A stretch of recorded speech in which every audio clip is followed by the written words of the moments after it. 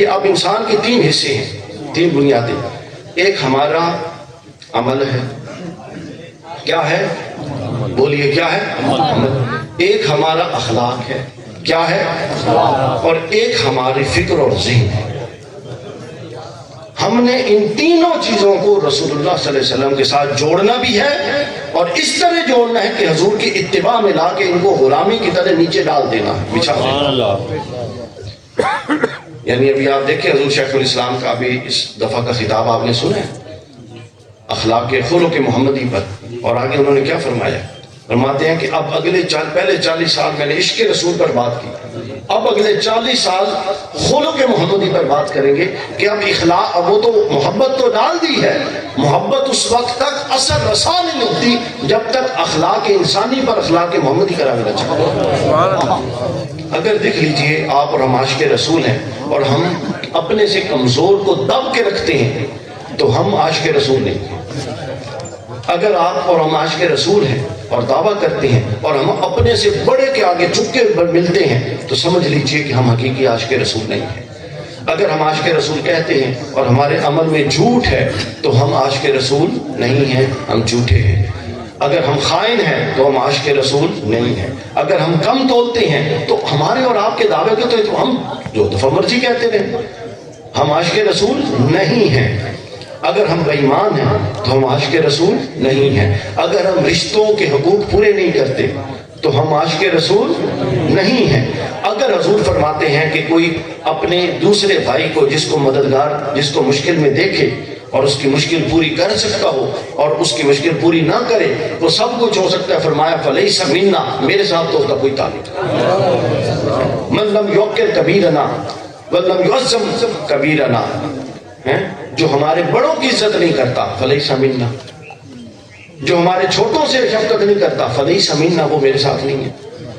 تو لہٰذا یہ جو چیزیں ہیں، اپنا جب آپ اپنے آپ کو اطاعت محمدی صلی اللہ علیہ وسلم میں لاتے ہیں، اطاعت محمدی میں، اور آپ نے یہ، آپ کو فخر ہونا چاہیے کہ آپ اطاعت محمدی بھی کر رہے ہیں اور اطاعت احسن التقویم بھی کر رہے ہیں. یعنی آپ کسی ایسے انسان کی اتباع نہیں کر رہے جو محض انسان ہے، بلکہ اس کی اتباع کر رہے ہیں جو احسن تقویم ہے. اس سے بہتر کوئی ہوتا اتباع کرنے والا تو اس کی کرتے نہیں. اب ہے ہی یہ، تو پھر اللہ نے جو یہ بنایا تو اسی ہی کی اتباع کی جائے.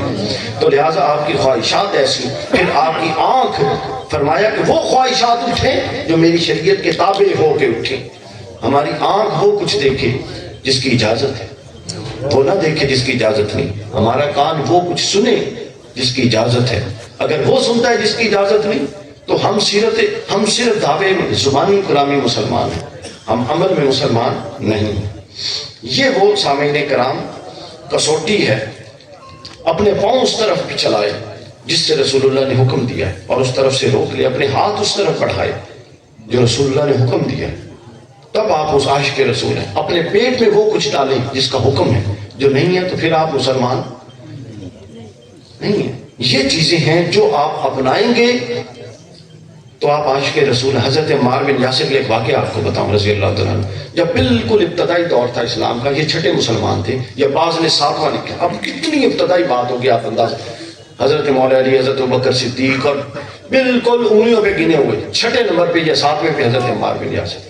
حضرت عمار واپس آتے ہیں اپنے گھر میں دوستوں کے ساتھ. وہ کہتے ہیں عمار اچھا خاصا تو انسان تھا، تو بے دین ہو کے اپنے دین سے پھر گیا، تو ادھر جاتا ہے جو نئے نبی ہیں اور دعویٰ کرتے ہیں انہوں نے کیا ہے، تو ان کی باتیں سنتا ہے، ان کے ساتھ چلا جاتا ہے. حضرت عمار بن یاسر نے کیا جواب دیا؟ حضرت عمار فرماتے ہیں اچھا چلو آؤ. دوستوں کو کہتے ہیں اچھا چلو بیٹھو بات کر لیتے ہیں. انہوں نے کہا جو وہ محمد صلی اللہ علیہ وسلم جو فرماتے ہیں وہ میں تمہیں بتاتا ہوں، تم خود بتا دو کہ میں ان کی اس بات میں اتباع کروں یا انکار کروں. انہوں نے کہا اچھا چلو دسو، گل کر لینے. انہوں نے کہا جی دسو. انہوں نے کہا وہ مجھے کہتے ہیں کہ عمار کسی کمزور پر ظلم نہ کرنا، اور جب کمزور پر ظلم ہوتے دیکھو تو چپ نہ بیٹھنا.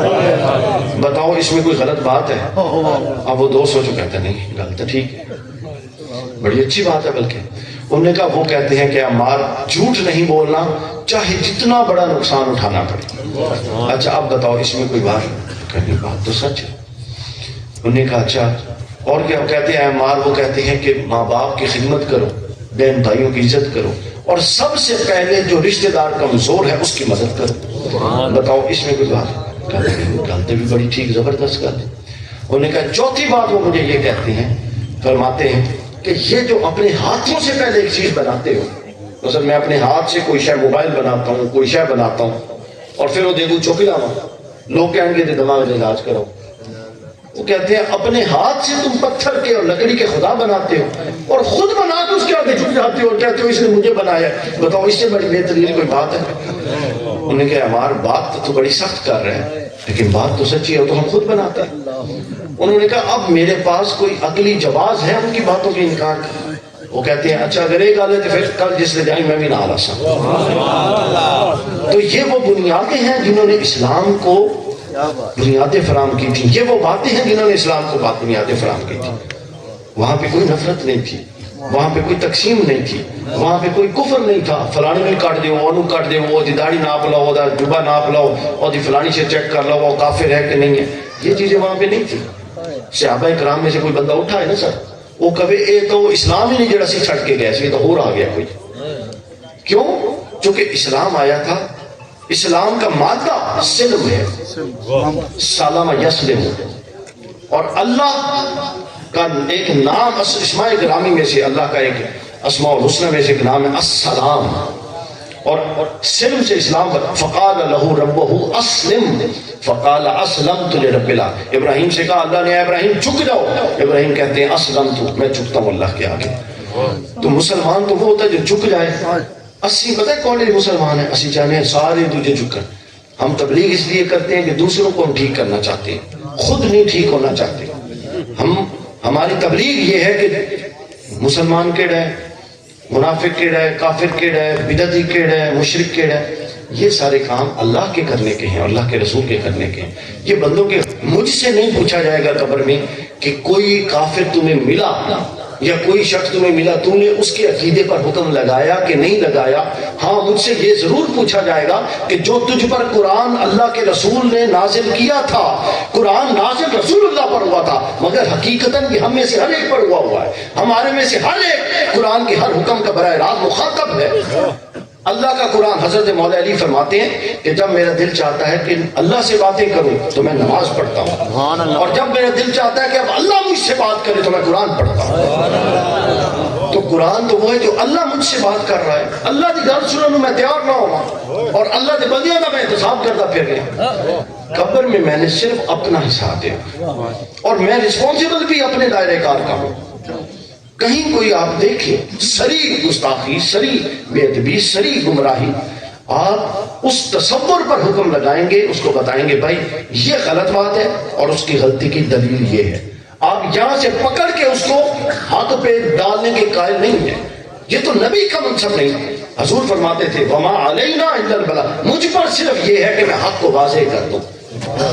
قد تبین الرشد لا اکراہ فی الدین قد تبین الرشد من الغی، حق باطل سے جدا ہو چکا ہے اور دین میں اب کوئی جبر نہیں رہا۔ آپ نہ جبرن کسی کو حق کی طرف لا سکتے ہیں نہ باطل کی طرف۔ اپنے دلائل میں مضبوطی کیجیے۔ جب ہم دلائل میں کمزور ہوتی ہیں، ہماری علمی اساس ہی کمزور ہے، اس کے بعد پھر ہم کیا کرتے ہیں؟ ہم رسا پکڑ لیتے ہیں اور جبرن ہر ایک کو لانا چاہتے ہیں، ادھر آ تیری ایسی نہیں جیسی۔ تو لہٰذا یہ طریقہ کار غلط ہے۔ یہ طریقہ کار کیا ہے صاحبان؟ غلط ہے۔ ہم نے خود دائرہ اتباع میں آنا ہے اور دوسرے کو بتانا ہے، بس۔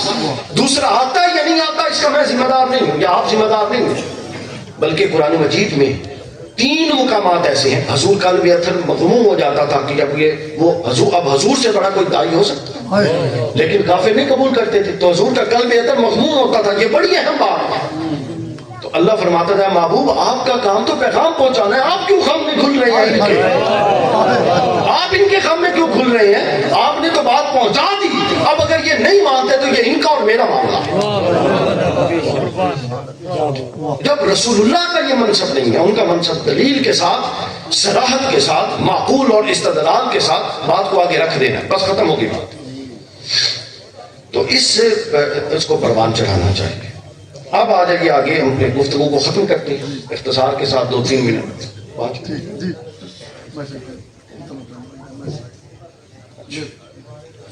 اب یہ بات جب آپ سمجھ گئے اس کو، جی مجھے اس کو ختم کرنا ہے کیونکہ چیزیں میں کچھ اور بھی لایا تھا لیکن اس کو ہم ختم کرتے ہیں۔ اب ہم واپس آتے ہیں اپنے اس پر۔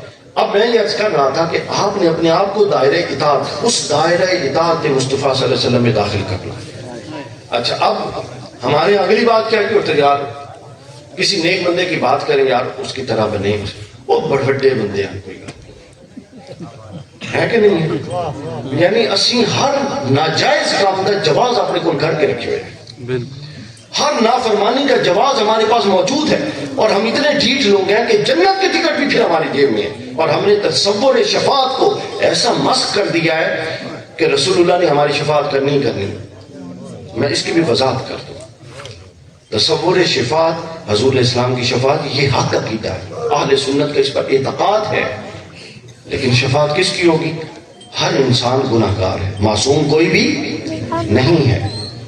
بطور انسان جب گناہ ہوگا وہ توبہ کرے گا، اللہ تعالیٰ نے وہ جو گناہ نامہ اعمال میں ہے، اگر وہ گناہ پلڑے میں بڑھ گئے نیکیوں سے تو جتنی دیر جہنم میں جائے گا رسول اللہ چھڑا کر لے کر آئیں گے۔ اس کو کہتے ہیں کیا؟ شفاعت۔ اور مجھے آپ خود ایمانداری سے بتائیے، آپ میں سے اکثر لوگ عمر میں مجھ سے بڑے، ایمانداری سے بتائیے کہ ایک بندہ، سر ذرا توجہ، ایک بندہ جس کی ساری عمر رسول اللہ کی تعلیمات سے بغاوت میں گزری ہو، رسول اللہ کہتے ہیں سچ بولنا ہے، وہ ڈٹے ہوئے کہ میں جھوٹ بولنا ہے، رسول اللہ کہتے ہیں شرمگاہ کی حفاظت کر، اور وہ اعلیٰ درجے کا بدکار ہے، رسول اللہ کہتے ہیں ایمانداری کرو، وہ اعلیٰ درجے کا خائن ہے، یعنی اس کی پوری زندگی تعلیمات الہیہ اور تعلیمات محمدی سے بغاوت ہے، اور وہ کہ رسول اللہ میری شفاعت کریں گے، اس کو جوتے لگائیں گے، اس کی شفاعت نہیں کریں گے۔ یعنی پھر پورا قرآن عبث ہے اور پوری یہ احادیث عبث ہے۔ صحابہ کرام کی زندگیاں کس لیے؟ آپ کو امید ہے، صحابہ کرام کو رسول اللہ سے امید نہیں تھی؟ آپ اٹھا کے دیکھیے ابو بکر عمر کی زندگی، آپ کو لگ بھگ حضرت ابو بکر صدیق خوف الہی میں یہ عالم تھا کہ جب نماز پڑھتے تھے کہ ان کا بیٹا بتاتا ہے محمد بن ابی بکر کہ ان کے سینے سے اللہ کے خوف سے ایسی آواز نکلتی جیسی پکتی ہوئی، اگر وہ ہنڈیا ہو نا جو کچی ہانڈی ہوتی ہے، اس کو جب پکائیں تو اس کا سالن تیار ہونے سے پہلے جو اس کے اندر سے آواز آتی ہے وہ آواز نکلتی تھی۔ حضرت عمر فاروق رضی اللہ تعالیٰ عنہ، عبداللہ بن عمر ان کے بیٹے بتاتے ہیں کہ وہ شبوں کو، راتوں کو اللہ کے خوف سے اتنے روتے تھے کہ یہ جو آنسو بہ بہ کے چہرے پر یہ لکیریں بن چکی تھیں، اور جب لوگ کہتے تھے تو وہ کہتے تھے یہ پیدائشی ہے۔ ابو بکر اور عمر کو شفاعت رسول اللہ عقیدہ کوئی نہیں، تو آگا ٹھیک ہے۔ حضرت مولا علی کا دیکھیں، شہید ہونے لگے ہیں، نہج البلاغہ میں شہید ہونے لگے، تو آسمان کے تارے کو گواہ بنا کے کہتے ہیں کہ باری تعالیٰ، اے آسمان کے تارے تو گواہ ہو جا، جب تک علی میں استعداد تھی اور سکت تھی علی کبھی بستر پر دراز نہیں ہوا، مسلح پر ہوتا ہے۔ آج چونکہ ضرب ایسی شدید ہے کہ علی کھڑا بھی نہیں ہو سکتا، لہذا مجبوراً بستر پر پڑا ہوا ہے۔ ہر شے میں مس کر کے اپنی مرضی کا دین پروڈیوس کر دیتے ہیں، اور یہ کس نے کیا ہے؟ معذرت کے ساتھ یہ مسلکوں نے کیا۔ جب سے ہم یہ مسلکوں کے دھندے میں پڑے ہیں، ہر مسلک کا تعلق اپنے دفاع کے ساتھ ہے، اسلام اور امت کے ساتھ کسی کو کوئی لینا دینا نہیں۔ ہر کوئی یہ چاہتا ہے کہ وہ بچ جائے، اس کی مسجدیں بچ جائیں، اس کا تقدس بچ جائے، بڑی قوم کی اور امت کی بات کرنے والا کوئی نہیں ہے۔ چھوٹے چھوٹے چھوٹے چھوٹے دن اے ہونا چاہیے، اس کو نہیں بہنا، ادو نکاح ٹوٹ جائے گا، یار کوئی بندی امت کو کسی پاسے لاؤ جڑا لان والا پاس ہے۔ مطلب لوگوں کو جوڑے، ان کی شعور کو انرچ کرے۔ دنیا کہاں سے کہاں پہنچ گئی، چاند سے آگے اب لوگ مریخ پہ جا رہے ہیں، اور تسی نکاح توڑی جا رہے ہو چھوٹی چھوٹی گالتے۔ یعنی یہ کب ہماری اپروچ تبدیل ہوگی؟ مذہبی اپروچ اتنی کمزور ہو گئی ہے ہماری۔ ہم مسلمان آپس میں، ہم کہے کہ عاشق رسول، ہم سب سے بڑے بدگمان ہیں، جس سے ہمارا تھوڑا سا اختلاف ہم اس کو گمراہ سمجھتے ہیں، یہ بدگمانی ہے۔ ہم میں سے ہر بندے کو یہ ٹیکہ لگا دیا گیا ہے مسلک کی طرف سے کہ صرف سادہ مسلک جنتی ہے، باقی سب جہنمی ہے۔ ایک مسلمان کو جہنمی سمجھنا پتہ ہے کتنی بڑی بدگمانی ہے۔ ہم یہ سمجھتے ہیں کہ ہم میں سے ہی صرف جنت ساڑھے واسے بڑی، یہ بالکل یہود کا تصور تھا۔ وہ سمجھتے تھے کہ صرف اسی جنت جانا ہے۔ آپ مسلمانوں کے بارے میں بدگمان ہیں تو باقیوں کی کیا حال ہوگی؟ تو لہٰذا اپنے دلوں کو وسیع کیجیے۔ قرآن نے اگر 20 سے زیادہ جگہ پر یا ایھا الذین آمنوا کہا ہے تو 100 کے قریب جگہ پر یا ایھا الناس بھی کہا ہے۔ وہ کہتا ہے کہ اے مسلمانوں تو وہ یہ بھی کہتا ہے کہ اے سارے جہان دے لوگ آ جاؤ میں سارے واسطے ہیں سمجھ لیں رسول اللہ تقریروں میں تو رحمت للعالمین جانوروں کے بھی رسول تو جس نے اصل جان ہے نہیں جس سے ساڈا رسول اللہ تعلق ہے باقی ہے مشرک ہے گستاخ ہے فلاں ہے ٹمکائیں ہیں یہ کیا طریقہ کار ہے تو لہٰذا آپ اپنی نسل کے ساتھ وہ ظلم کر رہی ہیں ان کو جہالت کی اس وادی میں دھکیل رہی ہیں کہ جس وادی سے واپسی کا کوئی رستہ نہیں